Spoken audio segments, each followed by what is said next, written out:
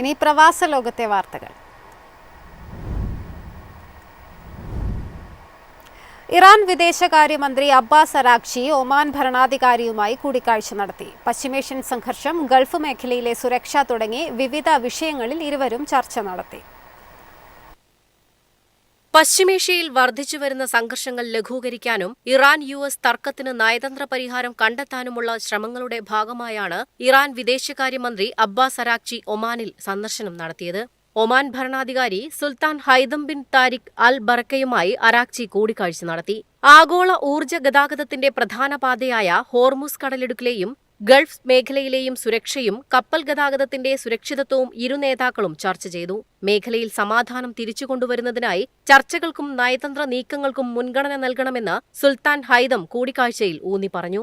നിലവിലെ പ്രാദേശിക വെല്ലുവിളികൾക്കിടയിൽ ചർച്ചകളെ പിന്തുണയ്ക്കുന്നതിനും സുരക്ഷയും സ്ഥിരതയും പ്രോത്സാഹിപ്പിക്കുന്നതിനും സുൽത്താൻ ഹൈതം ബിൻ താരിഖിന്റെ നേതൃത്വത്തിൽ ഒമാൻ സ്വീകരിക്കുന്ന നിലപാടുകൾക്ക് ഇറാൻ വിദേശകാര്യമന്ത്രി തന്റെ രാജ്യത്തിന്റെ നന്ദി രേഖപ്പെടുത്തി. News desk MyFin TV.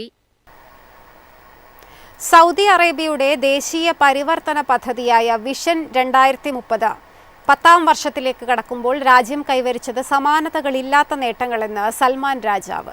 പദ്ധതി ലക്ഷ്യങ്ങളിൽ 90% പൂർത്തിയായതായി അവലോകന റിപ്പോർട്ട്.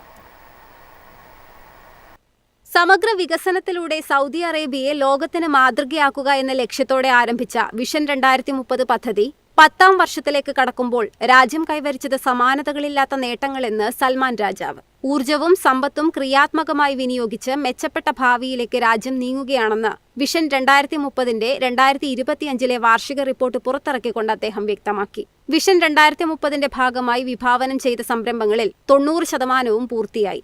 ആകെ 1290 സംരംഭങ്ങളിൽ 935 പൂർത്തിയായെന്നും ബാക്കിയുള്ള 225 ആസൂത്രണം ചെയ്തതുപോലെ പുരോഗമിക്കുന്നതായും റിപ്പോർട്ടിൽ പറയുന്നു. രാജ്യത്തിന്റെ GDP $1.31 ട്രില്യൺ ഡോളറിലെത്തി. എണ്ണ ഇതര വരുമാനം 55% ഉയർന്നു. GDPയിൽ സ്വകാര്യ മേഖലയുടെ സംഭാവന 51% ഉയർന്നതായും റിപ്പോർട്ട് വ്യക്തമാക്കുന്നു. News desk MyFin TV. ഖത്തറിൽ ഈ വർഷത്തെ ക്രൂയിസ് സീസൺ അവസാനിച്ചു.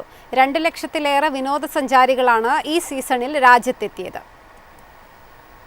മവാനി ഖത്തർ പുറത്തുവിട്ട കണക്ക് പ്രകാരം ഓൾഡ് ദോഹ പോർട്ടിലെ ക്രൂയിസ് ടെർമിനൽ ഈ വർഷം 49 ക്രൂയിസ് കപ്പലുകളെയാണ് സ്വാഗതം ചെയ്തത്.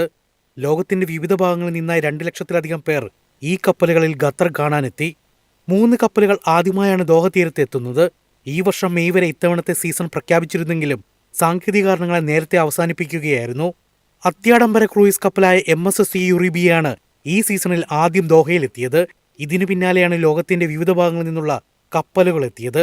സീസൺ നേരത്തെ അവസാനിച്ചിട്ടും സഞ്ചാരികളുടെ എണ്ണത്തിൽ ഇത്തവണ സ്ഥിരത കൈവരിക്കാനായത് രാജ്യത്തെ ടൂറിസം മേഖലയ്ക്ക് കരുത്തു പകരുന്നതാണ്. News desk MyFin TV. എളുപ്പത്തിൽ സമ്പാദ്യം വളർത്താം. ഇന്ന് തന്നെ മൈഫിൻ TV ആപ്പ് ഡൗൺലോഡ് ചെയ്യൂ.